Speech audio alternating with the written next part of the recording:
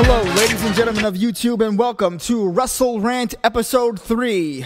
And it is time to play the game. Yes, that's right, Triple H has returned, Undertaker has also returned, and we have a lot of things to catch up on. I know I've been gone for a while, I apologize for that, I've been very, very busy, but let's talk. Okay, so we have Triple H's return a few weeks ago. You know, it kind of overshadowed Undertaker's return. Everyone kind of knew Undertaker was coming back, so it wasn't really that big of a deal. You know, he leaves and comes back quite a few times in the past couple of years, so not really that big of a deal. You know, everyone's happy to see him, but whatever, he's back, okay. Triple H, man, out of nowhere, boom, his music comes on, people start going crazy, you know, it was a big surprise. No one expected Triple H to be there. I didn't know. And it was cool seeing Triple H. I'm happy he's back. He's a great talent. Then we got, you know, The Rock going back and forth with John Cena via his home video. You know, the first week when The Rock got back at John Cena, you know, I wasn't really feeling it. You know, I thought that, I thought it was pretty weak. You know, I mean, for anyone else that would have been, it would have been a great promo. But for someone like The Rock, I just expected it to be better. It just kind of dragged on, and I got bored with it. You know, all The Rock did was complain about how much John Cena hurt him and his family's feelings. It's like, Rock, what's wrong, man? Like, what are you saying, Rock? You know, I don't know. It just didn't work for me. It seemed like The Rock was just complaining way too much, and it made him sound too soft to me, in my opinion. Maybe he's been out of the game for a while, and he needs to warm up to the crowd a little bit. But hey, you know, I'm happy to see The Rock just on Raw, you know?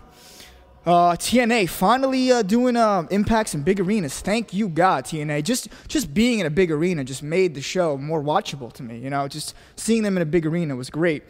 You know, you got Ric Flair turned on Fortune. You know, that's Russo's writing all over it, man. You know, Russo, you know, you turn to TNA, you see Flair with Fortune. Next week, you turn to TNA, Flair's not with Fortune. You know, that's got Russo all over it, man.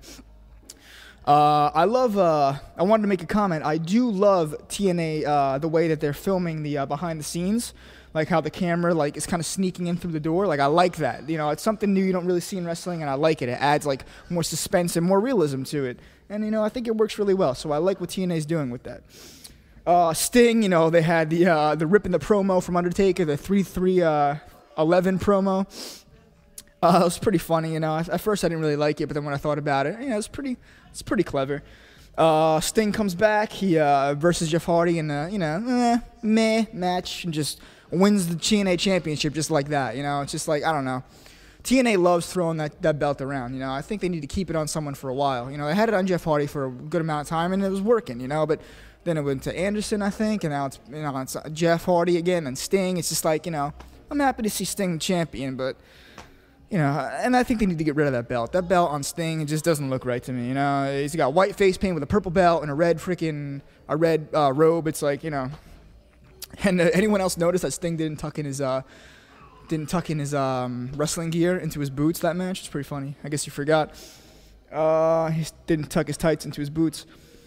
Let's see. I know I'm really going fast this episode. It's just I've been super busy, and I'm going to come back, you know. I apologize for this. It's just I got a lot of crap I'm doing. But Austin returned. He's going to be the guest referee for Jerry Lawler and Michael Cole's match at WrestleMania. It's probably going to be a crappy match, but I'm sure Stone Cold's going to stun somebody. To see Stone Cold and The Rock and Triple H and Undertaker all in WrestleMania together at the same time is going to be pretty cool. Although I'm sure, you know, nothing really big is going to happen. Undertaker, you know, and Triple H, obviously Undertaker's going to win. It's obvious. You know he's going to win. You know, there's no disputing that. You know, The Rock, he's probably going to come out and fight John Cena. I'm sure he will rock bottom John Cena. I'm sure. And then I'm sure John Cena will do his FU or whatever his move is to The Rock, and then it's going to end in a big brawl. You know, I don't know if they're going to actually have The Rock completely defeat Cena, because it's a new audience. You know, it's the John Cena audience this generation. WWE is making a WCW War Games DVD, and they're also making a new Edge DVD chronicling his career. And there's a rumor that they're also working on a Brock Lesnar WWE DVD due to his popularity in UFC. They're going to do a Brock Lesnar DVD about his career in the WWE, which shouldn't be that long of a DVD. But he's had some really good matches with Kurt Angle and everything, so it should be good. And The Undertaker. So yeah, it's basically all that's going on. If I missed anything, please let me know. I missed Raw last week, unfortunately. I just didn't have time to watch it. But you know, basically John Cena and The Rock going back and forth. They're going to keep building this up until WrestleMania. Austin's back, which is cool. He's doing Tough Enough, which I'm excited to see. TNA moving into big arenas. Finally, you know, the product just looks 10 times better in a real arena already. Seeing Sting hold up the belt and seeing the audience be bigger than just one freaking like ground level was just cool. You know, I think Sting really got excited to see that too. You know, he's like, all right, this is becoming like WCW now, you know, just because, you know, that's how WCW started out in small little arenas in Orlando. Same thing, you know, it's the same exact setup. So it's like Sting's living WCW twice, you know, it's pretty cool. He's seeing two companies go from the bottom to the top, which is pretty cool. You know, a lot of wrestlers can't say that. They've lived through, you know, both companies. It just shows how old Sting is. But, you know, he's still in great shape. You know, he's still doing his thing. He looks good. And, yeah, I'm happy to see him back. You know, he deserves a spot. Ric Flair, on the other hand, you know, is he helping TNA? Is he kind of dragging TNA down? I mean, you know, Ric Flair's a legend. Yes, love him or hate him. I personally don't like him. You know, he's really cocky. He talks a lot of smack about other wrestlers. It's just unnecessary. You know, he says things about Kevin Nash having no talent, Bret Hart having no talent. It's like, come on. You know, Bret Hart is one of the biggest stars of all time. Yes, Bret Hart's WCW career was abysmal, and it was really not what Bret Hart intended it to be. You know, they didn't really use him correctly. I agree with that. But he had a, 14-year reign in WWE, and he was the champion, and he had a lot of fans, you know, and he stirred up the whole Canada versus USA controversy. Like, that's where it started. Like, when you would see Edge and Christian come out and they would boo them because they're Canadian, that started with Bret Hart back in the, you know, in the 90s when he started dissing the USA and being for Canada. You know, they would cheer him in Canada and boo him in USA. It was cool, you know. You don't see things like that anymore. You know, people would come to the stadium repping their Canada flag and get spit on and, you know, boo, get the fuck out of, you know. And then you go to Canada with your American flag and you'd be pushed around. You know, it was like a little war going on, but it was all in fun, you know. It was a good time. Did it get too serious? Yeah, I think I got a little bit too serious, but it was cool to see. You didn't know what was going to happen. And the signs in the audience were actually really funny, too, at that time. So, yeah, Triple H returned, Undertaker returned, Cena and The Rock are going at it. You got Sting in TNA. He's back.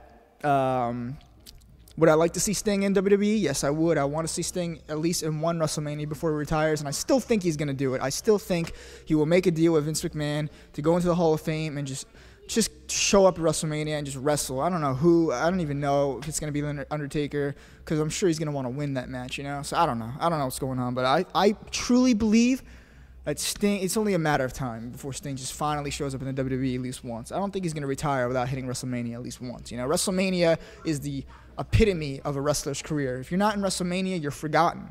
You know, when you look back at the WrestleMania DVDs, you see everyone that's been in WrestleMania. And if you've never been in a WrestleMania, who are you? You know what I'm saying? Like, I mean, obviously people are going to remember Sting, but you got to remember the WWE has a new audience now. It's all younger kids. When I went to Raw to see Austin, I was sitting outside smoking a cigarette, and these two little kids were waiting for their parents to pick them up. I was surprised that these kids were waiting outside for their parents, like they went to the arena alone. But, so I'm sitting outside with these kids, and I start talking. I'm like, yeah, so you guys like WWE? Like, yeah. They were like 10, you know, had their freaking Rey Mysterio shirts on, 619, San Diego.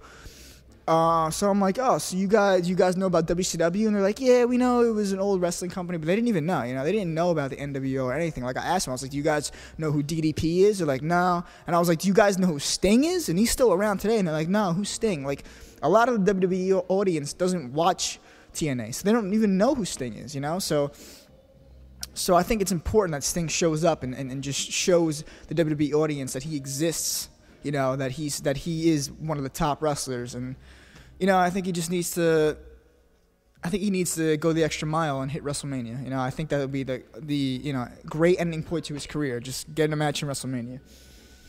But yeah, so here is the question of the week. You know, once again, I apologize for not being around. Question of the week is, if you could take any wrestlers from TNA and WWE, if you had control of both rosters to make your own wrestling company, let's say you bought WWE and you bought TNA, you're freaking some billionaire, you're freaking, I don't know, freaking Bill Gates, and you decide, oh, I want to get into wrestling, and you bought out WWE, you bought out TNA, what roster would you put? Who would be the top 10 superstars from TNA and the top 10 superstars from WWE that you would put in your roster? I want to know what would be your ultimate wrestling company just out of those two rosters. Just interesting to see what you guys have to say. I think that's it for this episode. Anything I missed, you know, just leave in the comments, and I will definitely respond. And once again, I'm sorry for the long wait. I'm sorry that I kind of went through this fast today, talking like a little girl on the phone. I apologize. I'm just busy as crap. There's freaking I live right next to a bar, and and they just renovated, and they opened up really big, and they're blasting music. It's St. Patrick's Day. Happy St. Patrick's Day to all the Irish people. I'm Italian. My last name is Russo, which is pretty funny. No relations to Vince Russo, thank God. But yeah, I love St. Patrick's Day. Who doesn't? So yeah, exciting. You know, it's been an exciting couple of months for wrestling. You know, a lot of things have, the rumors with Sting, all this stuff. You know, it's been exciting seeing The Rock, Austin, Triple H, Sting returning. It's been interesting. You know, it's been exciting to say the least. You know, wrestling's been pretty dull for the past couple of years, and Booker T, everything, Stone Cold, doing Tough Enough. It's, you know, it kind of brings me back to the old days, just a little bit, just a taste. You know, seeing Hulk Hogan walk out on Raw with an NWO show would really make it all full circle for me, but I don't think that's gonna happen. So yeah, thank you, and I will see you next week. WrestleranT episode 3 is done. All right, Mr. Kennedy. Yeah, now I don't even know what I'm doing anymore. What's a good, who can I say? Who can I do? You can't see me. You can't see me. You can only hear me on my microphone, but you can't see me. Can you see me? Peekaboo. I'm a fag. Peace.